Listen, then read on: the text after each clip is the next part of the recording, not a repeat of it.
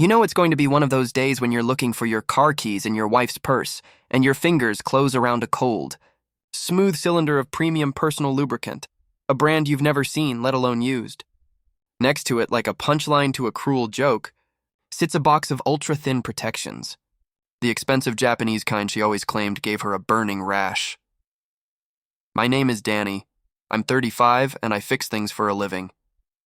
Not just laptops, though that pays the mortgage in this sleepy Connecticut town where the houses have wide porches and the gossip has even wider reach. But problems. People bring me their corrupted hard drives and their blue screens of death, and I methodically, patiently, make them whole again. My wife, Lisa, is an executive assistant at Morrison & Associates, a fortress of glass and ambition downtown. She's always climbing, her stilettos clicking a relentless rhythm on that corporate ladder. Standing in our sun-drenched kitchen that Tuesday morning, holding the cold, sleek evidence of my wife's extracurricular activities, I didn't feel a hot rush of anger. I felt something far more dangerous, a cold, calculating stillness settle in my chest. Most men would storm, confront, demand, but I'm not most men. I'm the guy who reads the manual, who backs up his data twice, who believes every problem has a logical, elegant solution. This wasn't a betrayal. It was a system error, and I knew just how to debug it. The operation began that evening. While Lisa showered, singing some pop song I didn't recognize, I worked with the precision of a watchmaker. The lubricant bottle yielded its cap with a silent twist. Half its contents went down the drain, replaced by a concoction from my college prank days. Refined and perfected, a suspension of brilliant, indelible green dye, the sort used in industrial tracing, and a crystalline extract of ghost pepper capsaicin, so potent it could make a riot cop weep. The protections received a more subtle intervention. Under a magnifying lamp, a needle, heated, sterilized, and wielded with a surgeon's steadiness, created micro-perforations invisible to the naked eye. A flaw in the design, guaranteeing catastrophic failure under pressure. Lisa emerged in a cloud of steam, wrapped in a towel, her skin glowing. She looked like innocence personified. "How was your day, honey?" she asked, pecking my cheek. Her skin smelled of jasmine and another man's hotel soap. "The usual," I said, my voice a calm lake. "Data recovery on a fried SSD, nothing exciting." I watched her face for a flicker. A tremor. Nothing. She was Oscar-worthy, over a dinner of roasted chicken, her favorite. She mentioned the big case, Mr. Patterson needs the whole team to pull an all-nighter at the conference center in Hartford tomorrow. It's going to be a marathon. Richard Patterson, senior partner. Silver fox with a Porsche and a reputation for mentoring ambitious female staff. His wife had left him a year ago, citing irreconcilable differences. Now I knew what those were. "Which conference center?" I asked, twirling my fork. "The Hampton Suites by the interstate. You know, the one with the robust business center. I knew it.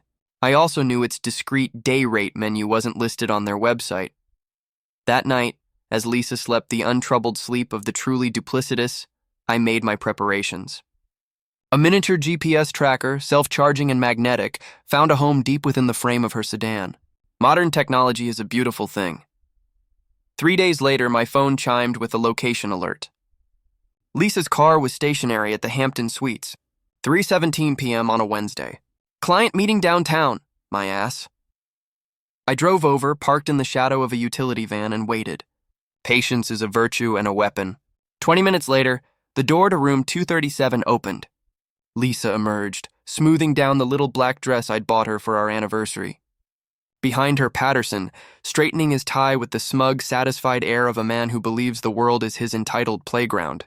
Their embrace was not a professional farewell. It was a lingering, hungry thing that left lipstick on his collar and my marriage in ashes at their feet. My phone's camera captured it all in crystalline detail, timestamps, GPS coordinates, their faces etched with guilty pleasure, but evidence wasn't enough. I needed context. I needed their script. The following week, I called in sick and established proper surveillance. A rental car, high-powered binoculars, a thermos of black coffee, and a digital recorder. Their routine was depressingly efficient. Every Tuesday and Thursday, like clockwork. Lisa's text would buzz my phone. "Overtime again. So sorry. XOXO. An hour later, she'd be at the suites. On Thursday, I booked the room directly below theirs. The Hampton Suites might look fancy, but its walls were paper thin. Their voices drifted down through the vent, clear and cruel. Completely clueless, Patterson's voice boomed, tinged with condescension. Lisa says he thinks a romantic evening is defragging her hard drive. Lisa's laugh was a sharp, ugly sound. Danny's sweet but so predictable. So safe. You know what he got me for my birthday? A new external battery pack. Really? I'd have gotten you diamonds, Patterson purred. I know. This is so much more exciting. What he doesn't know won't hurt him. That's where you're wrong, you bastard, I whispered to the ceiling, a cold smile touching my lips. For an hour, I listened to them dismantle me. My career, my personality, my love, my life, all reduced to punchlines for their post-coital amusement. Each insult was a brick in the wall of my resolve. They weren't just having an affair. They were erasing me. Phase 1 commenced. Lisa came home that evening clutching her stomach. Ugh, I think I ate something bad at lunch, she groaned, making a third trip to the bathroom. Poor baby, I said, handing her a glass of water and 2 Tums. Maybe you should take it easy tomorrow. The next morning, my friend Dave, a paramedic, called, his voice buzzing with gossip. Danny, you will not believe this. That big-shot lawyer, Patterson, had a total gastrointestinal meltdown at the country club. I'm talking projectile. They had to rope off the area. It was like something out of The Exorcist. I sipped my coffee. No kidding? Food poisoning? That's the word. But dude, I've seen food poisoning. This was aggressive. Phase 1 was a success. 2 weeks later, Lisa came home looking like she'd lost a fight with a leprechaun. She was pale, shaking, and beneath the shock, her skin was stained a faint, sickly green. She sat me down at our kitchen table, her hands trembling. Danny, we need to talk, she whispered, her voice ragged. Something happened. I kept my face a mask of neutral concern. What kind of something? There was an incident. At the hotel. Richard and I were having a working session and... She broke down sobbing. Something went wrong. There was a reaction. We ended up in the ER. We're covered in this green stuff that won't wash off. It burns, Danny, everywhere. I had to bite the inside of my cheek until I tasted blood. A chemical reaction? My God, are you okay? What did the doctor say? They said it looked like some kind of industrial dye mixed with a powerful irritant. Richard is furious. He thinks someone sabotaged us. He's talking about lawyers, private investigators. That evening, as Lisa soaked in an oatmeal bath, my phone rang. It was my cousin Mike, who worked security at the Hampton Suites. Danny, you gotta hear this, he whispered, gleeful. We had a code green today, literally. 2 guests in 237 had some kind of episode. Paramedics said they've never seen anything like it. They were screaming, covered head to toe in glowing green slime. The kicker? It was during a nooner. A married woman and that lawyer guy, Patterson. There were people in the hallway filming. It's all over Twitter. They're calling it the Emerald Affair. Phase 2 was exceeding expectations. The next morning, Lisa looked like a walking art installation. The dye had set in a modeled pattern, a map of her deceit written on her skin. She stared at her reflection in horror. I can't go to work like this. Everyone will see. My phone rang. Patterson's name flashed on the screen. Lisa lunged for it, but I was faster. Danny. Richard Patterson. His voice was a hoarse rasp, stripped of its usual arrogance. We need to talk. There's been a deliberate attack on your wife and me. An attack? I replied, layering my voice with confusion. Is Lisa okay? Someone poisoned us. This was assault, and I have reason to believe you might be involved.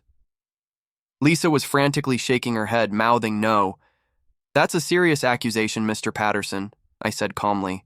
Are you alleging someone tried to harm my wife while she was conducting business with you? What kind of business were you conducting at a hotel that would expose her to chemicals? The silence on the other end was deafening. I could almost hear his legal mind short-circuiting. I think you know exactly what I'm talking about, he finally snarled. Actually, I don't, I replied cheerfully, but I'd be happy to discuss it with my lawyer present.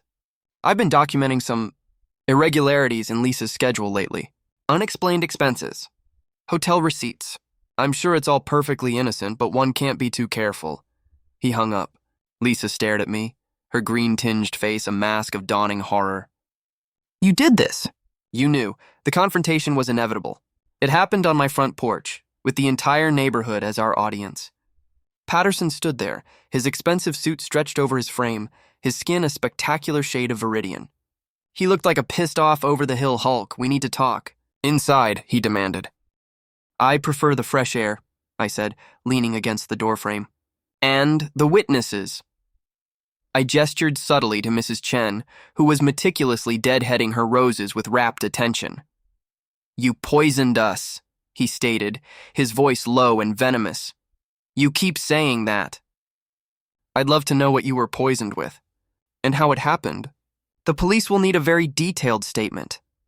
I held up my phone, its recording app clearly visible.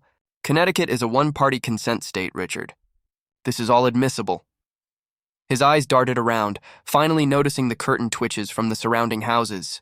He was trapped. What do you want? He hissed, the fight draining out of him.